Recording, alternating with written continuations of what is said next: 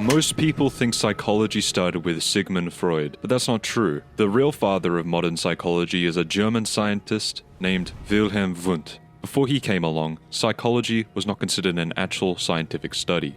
Before that, people thought that the study of the mind, or psyche, mind and soul, as a philosophical study instead. Basically, there was no scientific way of studying the mind. That was until, in 1879, Wundt started the world's first psychology lab at the University of Leipzig in Germany. This was a big deal. For the first time, people could study the mind with scientific experimentation instead of just guessing, separate from philosophy and physiology. Wundt's goal was to provide consistency to psychology, like how you would find in chemistry or physics. But he eventually found out through conducting experiments through using a model of study using introspection as a method, where participants report their sensations and perceptions after being exposed to a stimuli.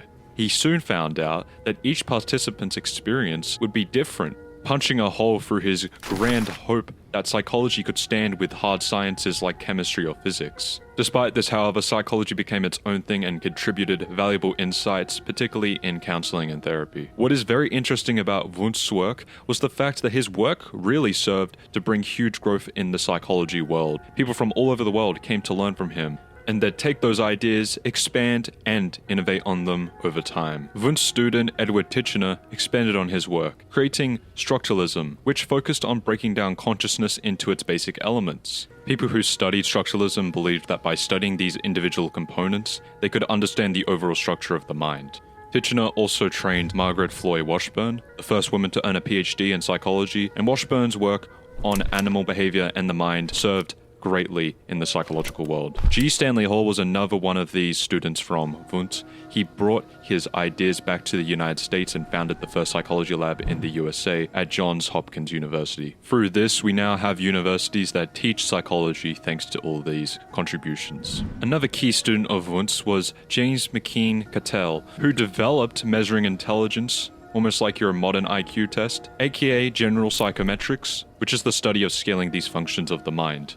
His work ended up inspiring Edward Thorndike, who developed the law of effect, a concept in behaviorism, which is about how behaviors followed by satisfying outcomes are likely to be repeated, and the opposite is also true with outcomes that are unpleasant. That means it'd be less likely to be repeated if it's unpleasant. This came from an experiment done with cats in puzzle boxes, and the cat over time adapted and learned how to escape quicker, being rewarded each time for doing so. Another behaviorism study that was developed was operant conditioning, made by B.F. Skinner, who was influenced by Edward Thorndike, which focused on the consequences of a behavior. This is basically that common thing you hear, negative reinforcement and positive reinforcement. While Thorndike emphasized the role of reinforcement in learning, Skinner's theory expanded on this, exploring various types of reinforcement and punishment, and how they could shape behavior in more complex ways. So in short, Thorndike's ideas on reinforcement directly influenced Skinner's work on operant conditioning. Another student of Wundt was Hugo Munstenberg, who became a major figure in applied psychology. He worked in areas like industrial organizational psychology, forensic psychology, and educational psychology, helping psychology become more practical and useful in real-world situations. Munsterberg also mentored Mary Whiton Calkins, who made history as the first female president of the American Psychological Association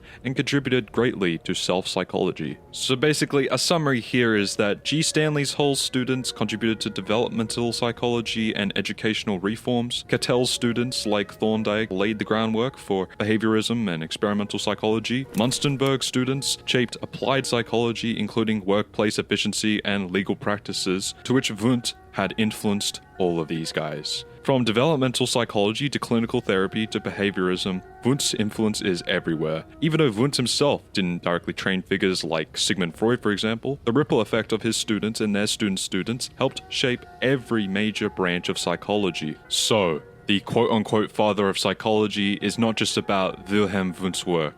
It's about the legacy he left through the people he trained. His ideas spread across the globe and generations, influencing everything from mental health to education to how we understand behavior. So thank this man for founding one of our most favorite studies to this day. Subscribe and like this if you enjoyed. Comment down below if you learned anything new. See ya.